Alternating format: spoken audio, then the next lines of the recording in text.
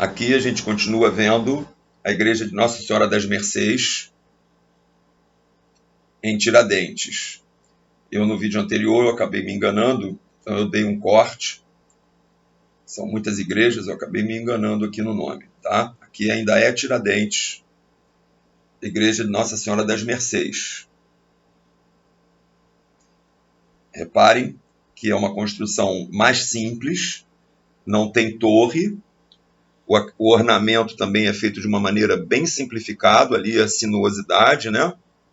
De uma maneira bem simplificada, e os arremates que deveriam ser em pedra são feitos mesmo na alvenaria e são pintados, mostrando aí uma simplificação naquilo que está sendo produzido.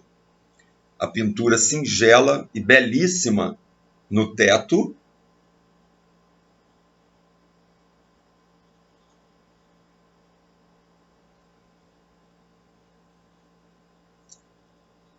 a visão do coro,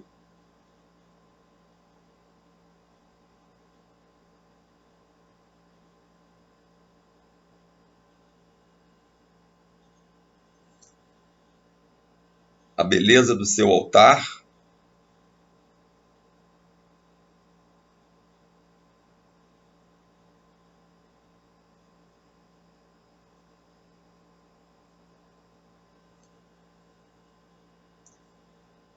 o teto,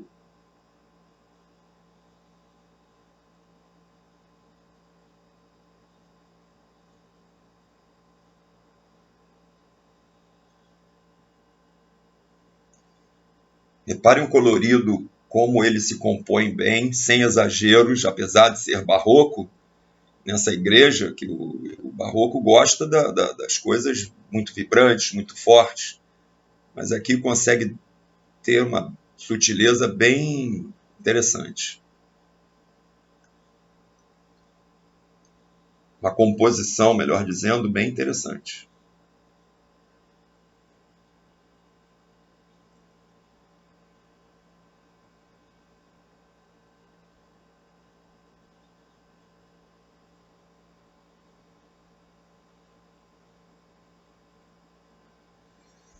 Estamos na cidade de Tiradentes,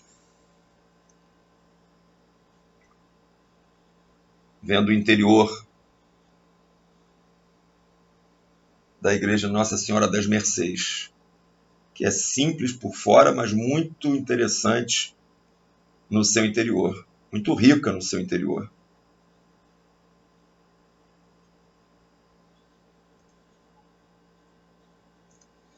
Aqui uma outra obra pública, que era o governo atendendo às necessidades da população, e fazia isso de uma forma bastante simbólica, que é o chafariz de São José, aonde para fornecer a água gratuita para a população se construía uma verdadeira obra de arte. Com isso, querendo mostrar que o governo atendia bem às necessidades do povo. A água era gratuita, mas a pessoa tinha o trabalho de ter que buscar, que obviamente não existia ainda a canalização dessa água. Só pessoas muito ricas e que pagavam pela água podiam ter acesso a uma água canalizada. Mas não era o comum, não. O comum era se buscar mesmo nas fontes. Essa outra imagem aqui, ainda em Tiradentes, a gente vê a singeleza da nossa arquitetura colonial e vemos também uma capela. A gente chama essa capela de um passo, porque as pessoas vão fazendo as procissões e durante as procissões essas capelas ou passos, elas vão sendo abertas e a procissão então para ali, faz uma oração e segue o seu caminho. Isso é muito comum na tradição católica e bastante presente ainda na cultura mineira.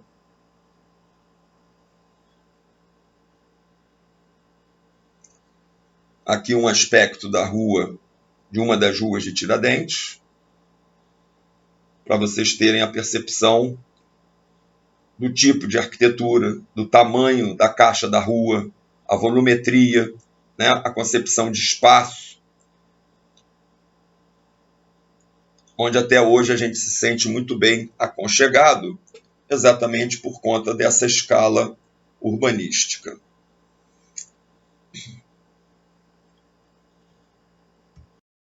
Bom, saindo da região das Minas Gerais, conforme eu comentei com vocês, esse ouro fazia o percurso, ou parte desse ouro, fazia o percurso da chamada Estrada Real. A Estrada Real ela saía lá da região de Diamantina, lá no norte de Minas, passava por Vila Rica e depois ela derivava, onde uma delas vinha para o Rio de Janeiro e uma outra perna iria para Paraty. Isso quer dizer que o ouro também passava pelo Rio de Janeiro, e Rio de Janeiro, por causa do ouro, se tornou a capital da colônia. Salvador, em 1763, Salvador deixa de ser capital da colônia brasileira e o Rio de Janeiro toma esse lugar, exatamente por conta do fluxo do ouro, que estando no Rio de Janeiro ficava mais fácil de ser controlado, porque se alguém ousasse tentar fazer contrabando, e se ele fosse pego em qualquer outro porto que não fosse o porto de Paraty, já estaria configurado contrabando. Se ele tivesse sendo transportado por qualquer caminho que não fosse a Estrada Real, ele também já configurava contrabando. E se não tivesse em Barras, contrabando também. Então era uma maneira da coroa portuguesa controlar o contrabando. Com isso, o Rio de Janeiro também foi beneficiado com riquezas. E essas riquezas também irão ser demonstradas também em igrejas. Então aqui nós temos a igreja da Ordem Terceira do Carmo, localizada no antigo Largo do Carmo, que hoje chama-se Praça 15. Obra de Francisco Xavier de Carvalho, o projeto. E Atalha Luiz da Fonseca Rosa, entre outros. Essa obra foi datada de 1761.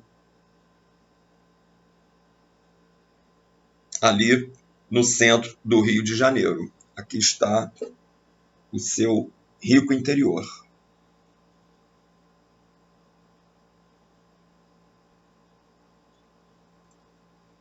O seu deslumbrante interior.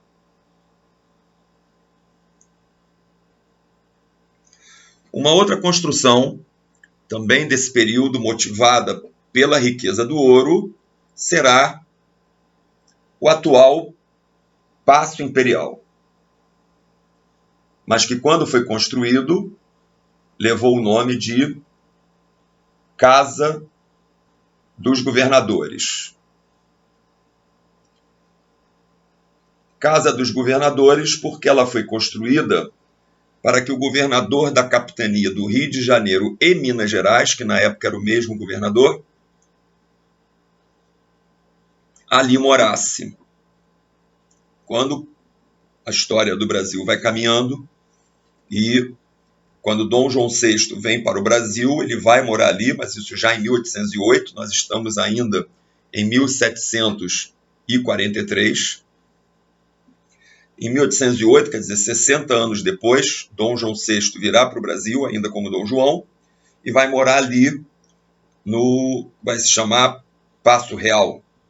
E depois que o Brasil fica independente e o Brasil se torna um império, então ali será o local de trabalho tanto de Dom Pedro I, quanto de Dom Pedro II, quanto da Princesa Isabel. E aí ele passa a se chamar Paço Imperial. Com a República, ele vai se transformar em posto do Correio, até que numa determinada data, nos anos 90, vai se resgatar esse imóvel, vai se restaurar esse imóvel e ele passa a ser chamado de novo de Paço Imperial e hoje é um centro cultural. Está aqui a fachada que na restauração voltou à sua origem. Era um prédio público dos mais importantes. Primeiro uma residência e depois um local de trabalho. Um outro exemplo, uma outra imagem aqui do Paço, para a gente perceber o seu volume, a sua dimensão.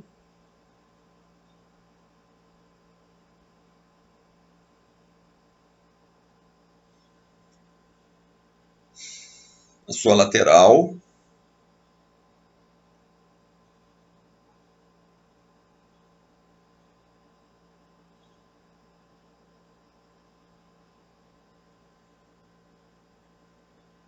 O pátio interno. Perceba a grandeza dessa construção. É um prédio do poder, né? É um prédio que, além do poder morar ali, ele precisaria demonstrar que o poder está ali. É aquele valor simbólico que a gente tanto fala dos projetos, né? Se o projeto é para servir a um poder, o próprio projeto precisa demonstrar esse poder. Uma outra obra bastante emblemática desse período é o chafariz do Mestre Valentim, executado por Mestre Valentim.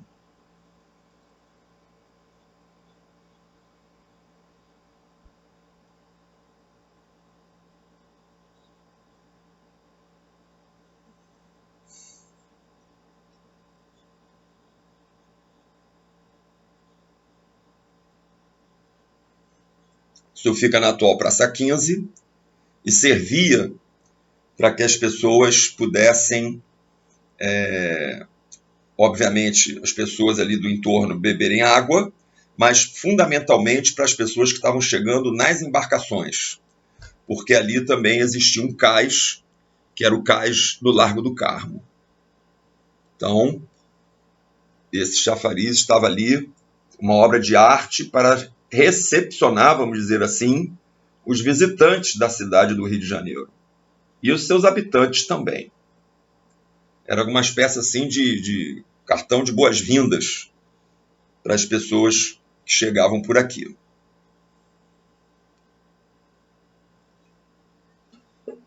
Igreja da Ordem Terceira de São Francisco da Penitência, no Largo da Carioca. Apesar da simplicidade dessa igreja, pela sua parte exterior, no interior ela tem uma das maiores representações do barroco no Brasil.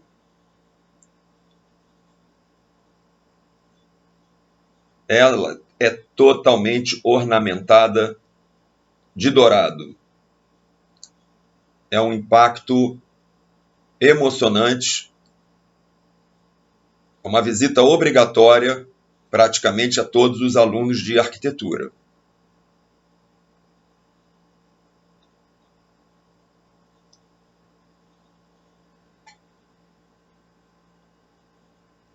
Talha de Manuel de Brito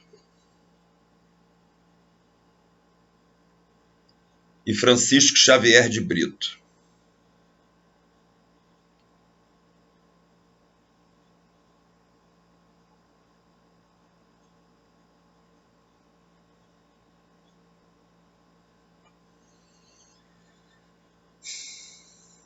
Aqui uma panorâmica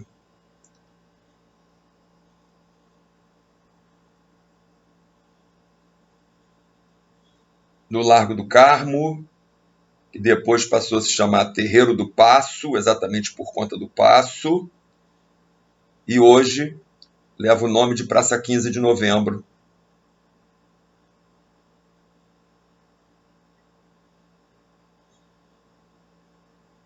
Com o chafariz aí no centro dessa paisagem.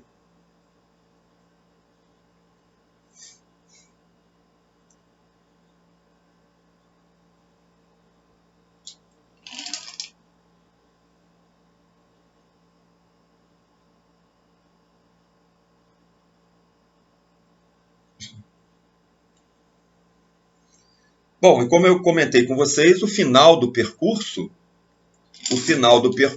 era Paraty. Então, aqui em Paraty, nós vamos ter a igreja de Santa Rita de Cássia,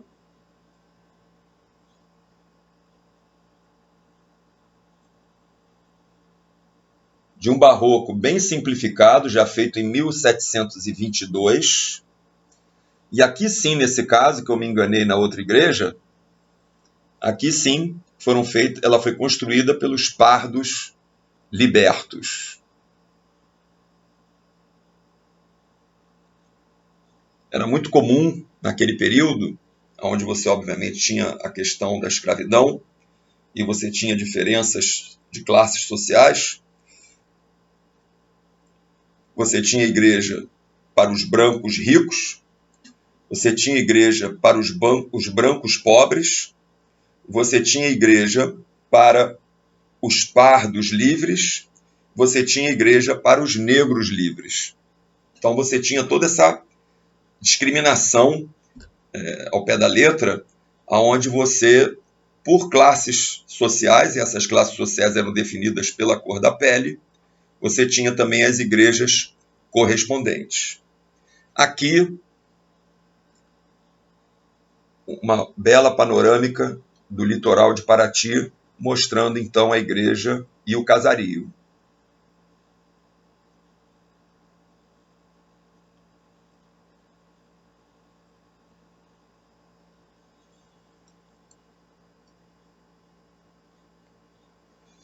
Ok, minha gente. Então, eu quis mostrar para vocês a importância da descoberta do ouro para que o Brasil pudesse desenvolver uma arquitetura mais elaborada, uma arquitetura mais sofisticada. Esse tipo de arquitetura que a gente tem no período do Barroco, ela contrasta completamente com o que se tinha antes. É porque a gente foi vendo ao longo das aulas as arquiteturas que se destacavam. Mas, tirando as missões jesuíticas, tirando as obras que a própria igreja coordenava, as construções eram muito simples. Construções feitas de pau a pique, construções feitas de arquitetura de supapo, onde se fazia um entrelace de madeira e se jogava barro para que esse barro então grudasse nesse entrelace de madeira, nessa trama de madeira. Então, construção de sapê, né, é um dos nomes que se dá. Então, eram construções muito rústicas até o advento do ouro. O ouro, então, vai fazer com que esse tipo de construção melhorasse. Mesmo a construção das moradias melhoraram. Passaram a ser revestidas com reboco, com massa de cal, mas já passaram a ter um outro aspecto nessas construções, advindas do dinheiro do ouro. Vamos ficando por aqui. Até uma próxima oportunidade, a gente se fala. Tchau, tchau.